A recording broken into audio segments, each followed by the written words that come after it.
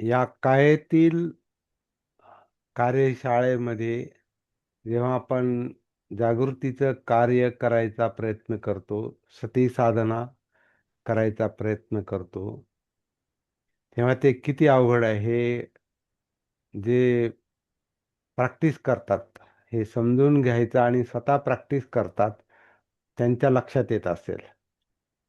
आणि एक महत्त्वाची गोष्ट लक्षात येते की ही प्रॅक्टिस करताना म्हणजे प्रॅक्टिसपर्यंत पोहोचणं म्हणजे उंबऱ्यापर्यंत येणं, उंबऱ्याच्या आत येणं आणि आत येऊन आतल्या आत सतीपठ्ठाण करणं, काया, जाणीवा, चित्त, वेदना, अ, वेदना, इमोशन्स, चित्त आणि विचार प्रक्रिया हे जे अंतर्विश्व आहे, या ज्याला धम्म म्हटलेलं आहे, या अंतर्विश्वात उतरून सगळ्याचं भान यावं म्हणून प्रयत्न करणं हे किती कठीण आहे हे करणाऱ्यालाच माहिती आहे.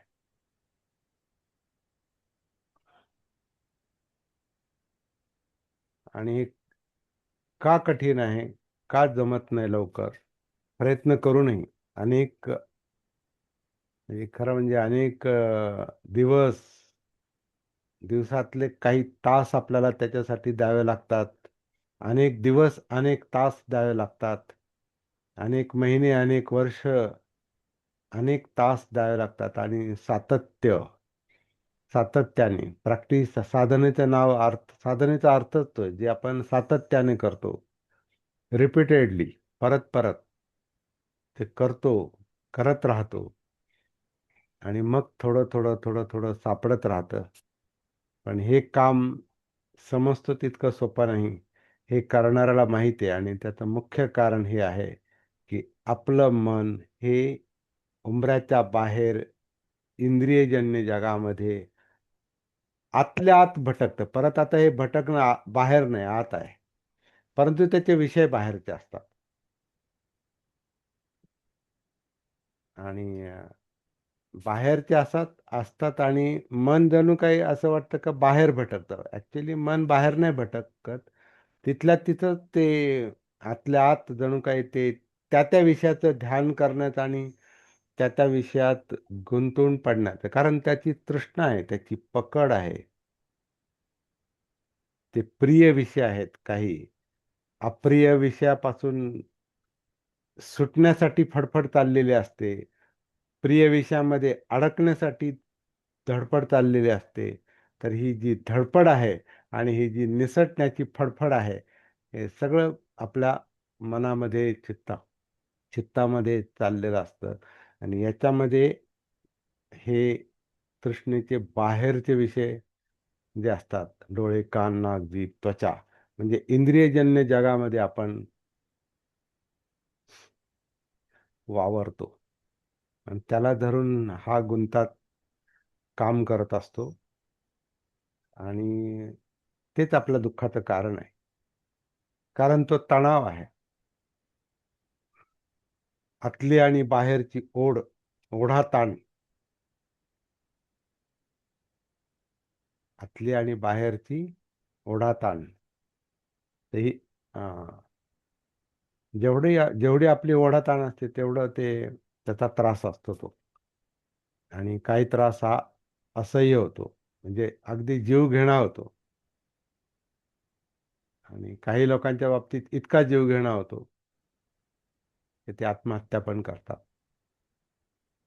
आत्महत्येचं हे कारण असतं, आतली आणि बाहेरची ओढाताण. आतल्या आशा, अपेक्षा, इच्छा, तृष्णा या ज्या आहेत ना, या बाहेरच्या गोष्टीत समाधान पाहतात आणि ते कधीच मिळत नाही, पूर्ण होत नाही.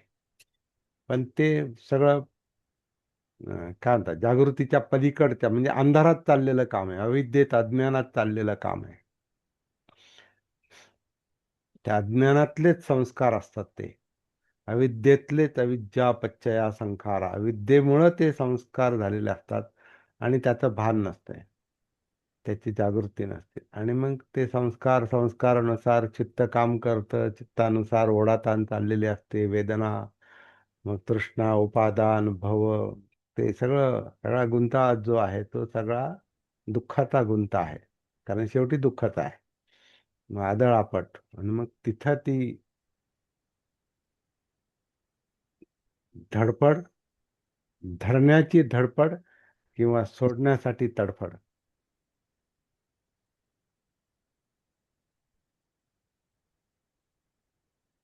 आणि सगळं सतीच्या प्रकाशात आलं पाहिजे, जागृतीच्या प्रकाशात आलं पाहिजे. हं. आपलं जे बाहेर घिरट्या घालणारं जे चित्त आहे, मन आहे, जे आतल्या आत बाहेर घिरट्या घालतंय, बाहेर तर जाऊ शकत नाही, ते सगळं धरू शकतच नाही. त्याला त्याची इच्छा आकांक्षा किती किती तीव्र असू द्या, तृष्णा किती तीव्र असू द्या, जे पाहिजे ते लगेच उपलब्ध होईल आणि मी धरील, पकडील, असं होत नाही. आणि जे नको ते लगेच सोडील, असंही होत नाही. म्हणजे लोभ आणि द्वेष यांचं जे जाळं आहे,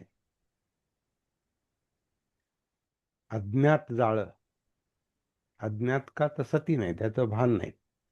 हे जे अज्ञात जाळं जे आहे, त्याची जी मनात, चित्तात जी आणि जाणीवांमध्ये आणि सगळ्या कायेमध्ये, तेच बऱ्याचशा आजारांचं पण कारण आहे.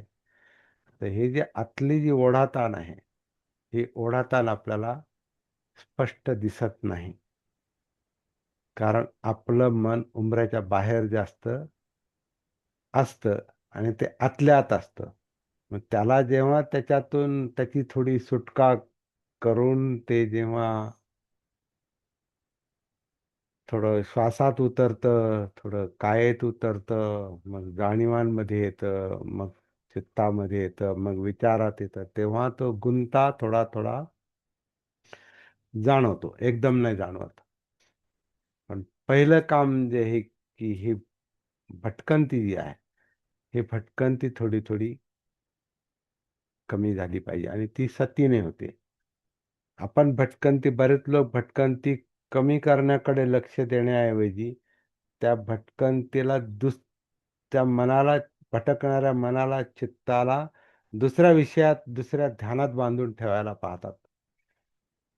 तर तिथं थोडीशी ती भटकंती कमी होते, परंतु ती एक श एक एक काय म्हणतात, ती शक्ती अनेक ठिकाणी पांगलेली शक्ती, बांधली गेलेली शक्ती एका ठिकाणी बांधली जाते, त्या ध्यानाच्या विषयात. तर ते तात्पुरती इकडं काही नाही असं वाटतं. इकडे दुर्लक्ष होते, इकडं थोडंसं आपण डिस्कनेक्ट झाल्यासारखं वाटतं. आणि इथं ध्यानाच्या विषयात आपण गेल्यासारखं वाटतं. अगदी खोलात खोलात पण जाऊ शकतो. खूप म्हणजे इतकं खोलात जाऊ शकतो, की आपण स्वतःला विसरून जातो. आता काही लोकांनी, ज्यांनी काही प्रॅक्टिस केली असेल, त्यांना हे माहिती आहे. परवा माझे एक मित्र मला सांगत होते, ते ते एका ध्यान शिबिराला गेले. म्हणजे दुसऱ्याच कामासाठी गेले, पण तिथे एक ध्यान वगैरे घेतलं. मी नाव नाही सांगत, असे मुद्दाम नाव नाव सांगत नाही, कारण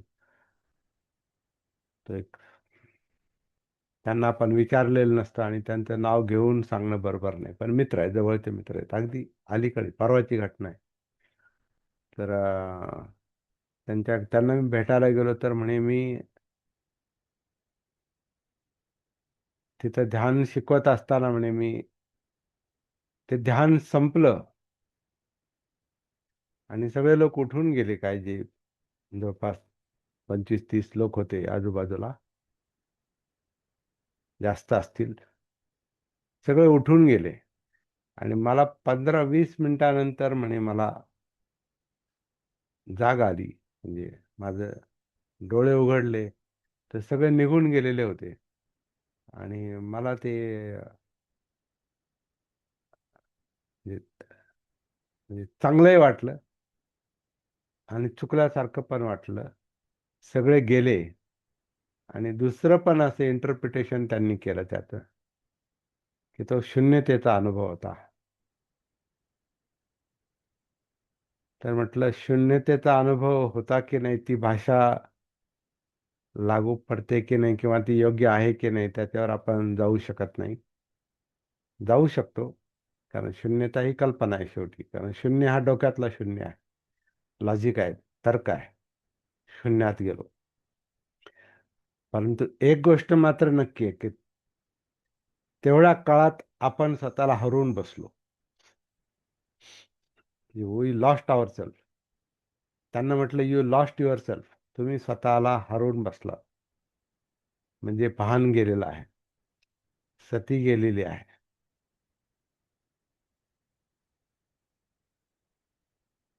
तर पूर्वी जे लोक असं म्हणतात की जंगलामध्ये ध्यान करायला जायचे, आणि तिथं त्यांना ती मिथ्या समाधी लागायची, आणि तिथल्या तिथं ते स्वतःला हरवून बसायचे, आणि परत बाहेरच येऊ शकत नसायचे.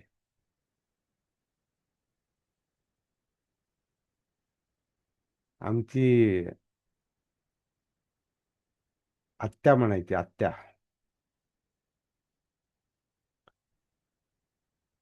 ध्यान करीत जाऊ नको, ब्रह्मांडी आत्मा अडकल म्हणायची. कारण तिला ते ध्यान माहिती होतं. आणि म्हणजे तिनं केलं नव्हतं, कधी केलं नसावं, पण चर्चा चालते. ध्यान करणारे माणसं ते म्हणजे वेडे होतात, आणि ते ब्रह्मांडी त्यांचा आत्मा अडकतो, आणि तू ध्यान करत जाऊ नको. तर तिला मी म्हटलं, आता तेव्हा मला काही सती सापडली नव्हती बरं का, परंतु मला हे लक्षात येत होतं की मी ते ध्यान करत नाही.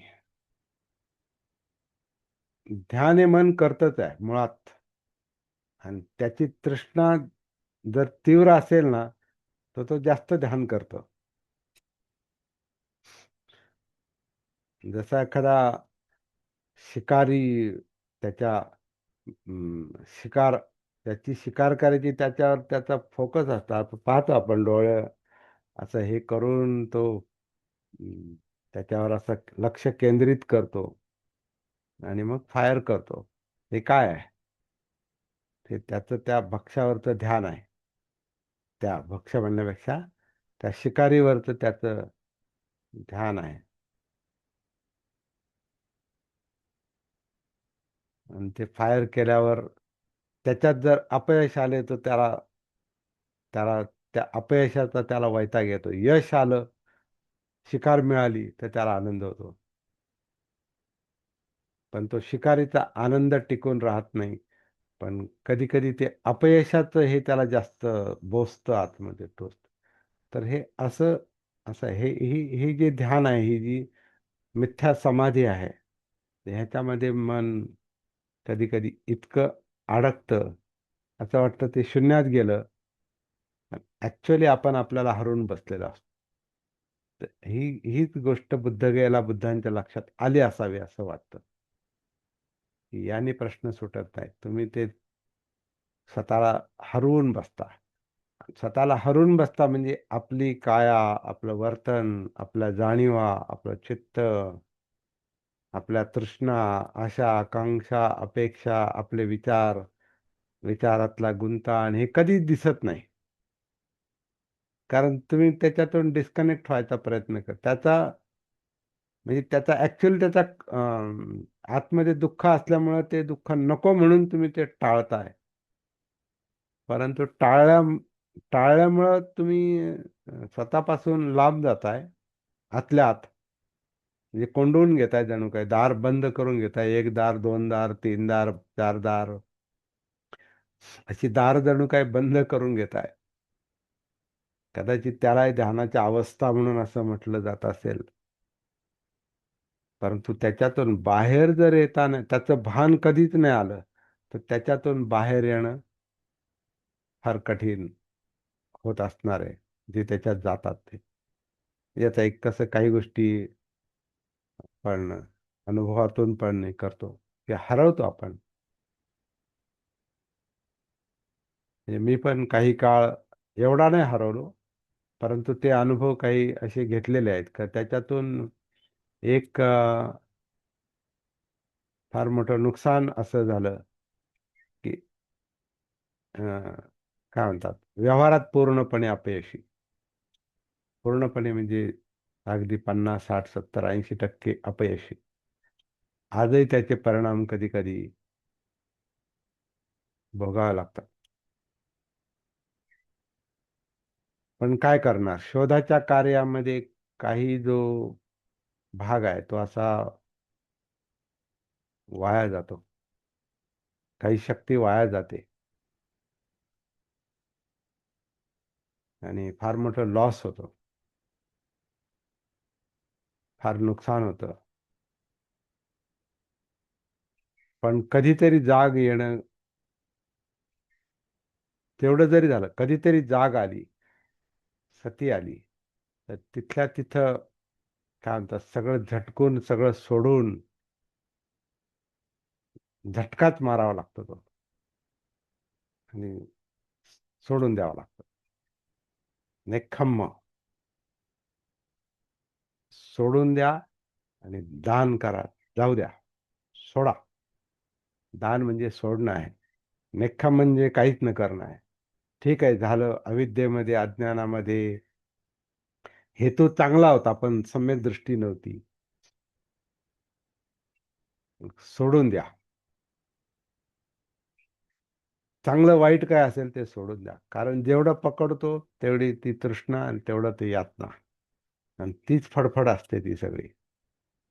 तीच धरण्याची धडपड, सुटण्याची फडफड. आणि त्याच्यातच सगळा गुंता असतो. ते दुःख आहे, त्याला दुःख म्हटलेलं आहे. सब्बे संखारा दुःख, हे संस्कार आहेत. हे हे संस्कार आहेत आणि संस्कार हे दुःखच आहे, काही करा. म्हणून अनात्मभाव, अनात्मबोधाने, हे आपण नाही क्रिएट करत, मुद्दाम नाही करत आपण. हे ते मनाचं चित्ताचं नैसर्गिक कार्यच तसं आहे ते. पण त्याचं कधीतरी भान आलं पाहिजे आणि त्याच्यात खोलात उतरलं पाहिजे आणि इथपर्यंत पोहोचलं पाहिजे. आणि सगळ्या सर्वांगामध्ये, सगळीकडेच, सगळीकडे सगळं भान आलं पाहिजे, पूर्ण भान. तीच कायानुसती आहे, वेदनानुसती आहे, चित्तानुसती आहे, मनोधम्मानुसती आहे. मनोधम्म म्हणजे एक विचार प्रक्रिया किंवा मेंदूचं काम.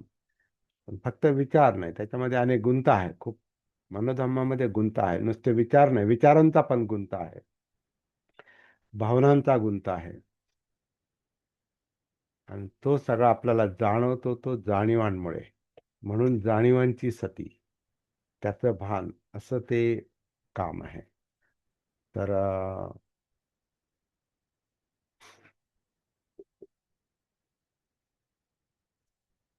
हे सतीचं काम, हे अष्टांग मार्गातलं 7वं आणि 8व्या याच्यात ते, आता त्या त्या क्रमानंच सगळं पाहायची आवश्यकता आहे असं काही नाही.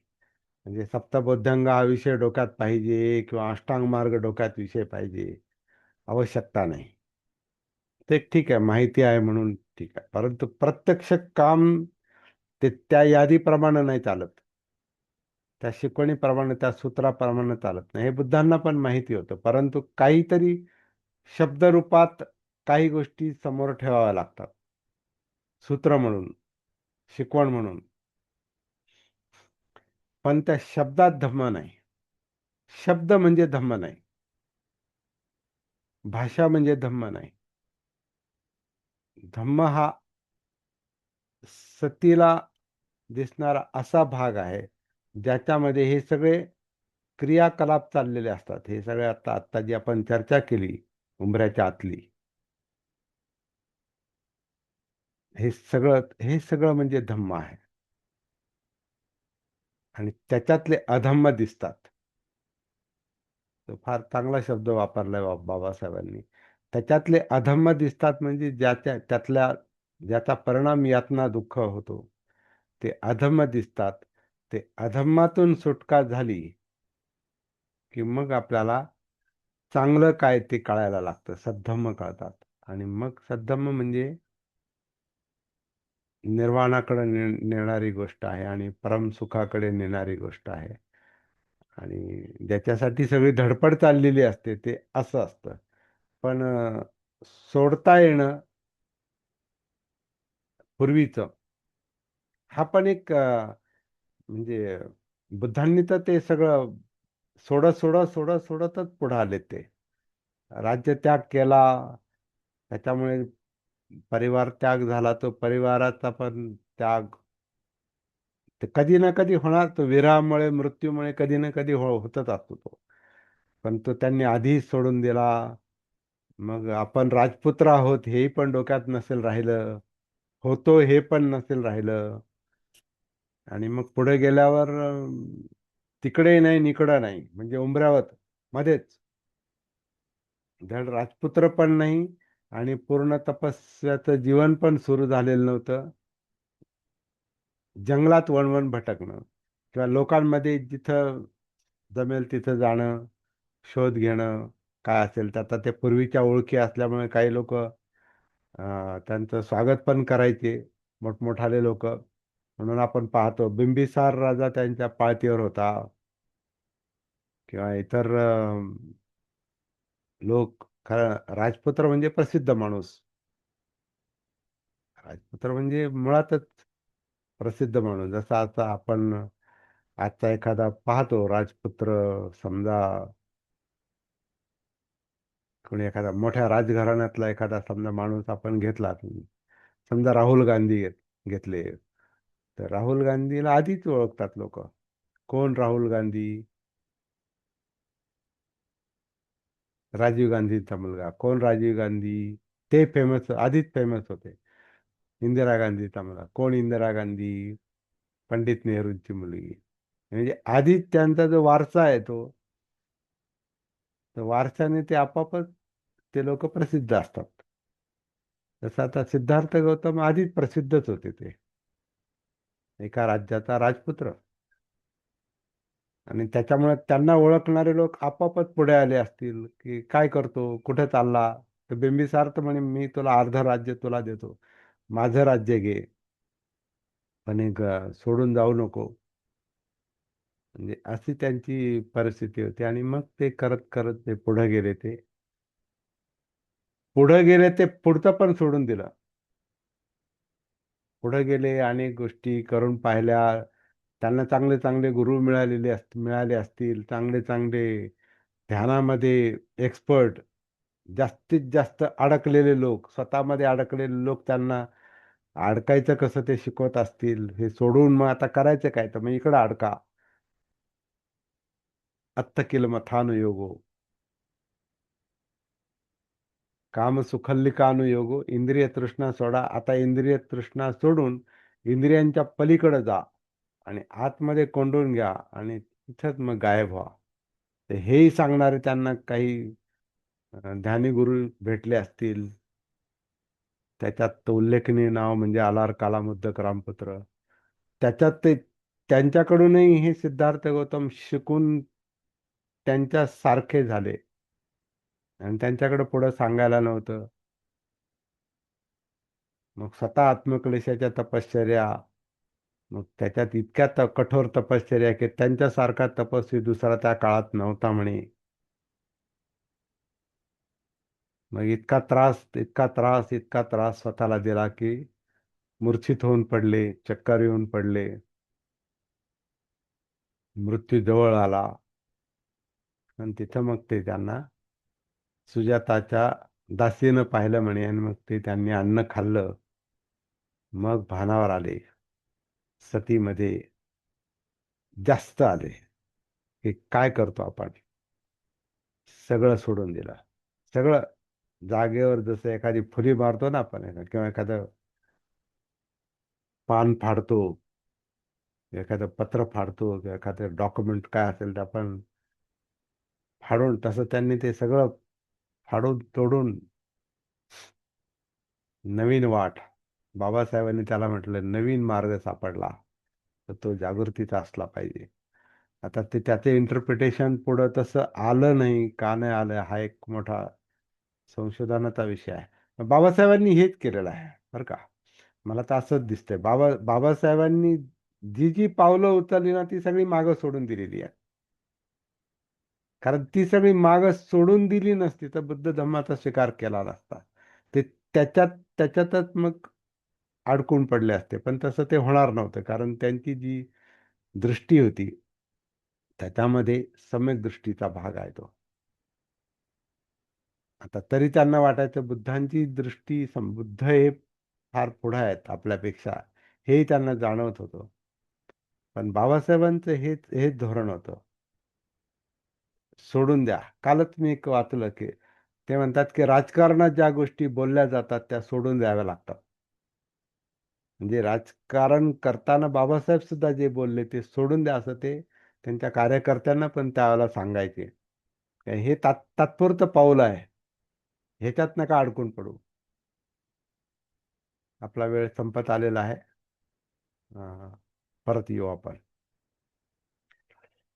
तर बाबासाहेब ते सांगायचे त्यांच्या अनुयायांना, ते सोडा, आपल्याला पुढचं पुढचं पाहता आलं पाहिजे. पुढचा टप्पा, मागचं सोडून द्या. ते अनुभव म्हणून जमेस राहतील, पण त्याच्यात अडकून नाही पडायचं.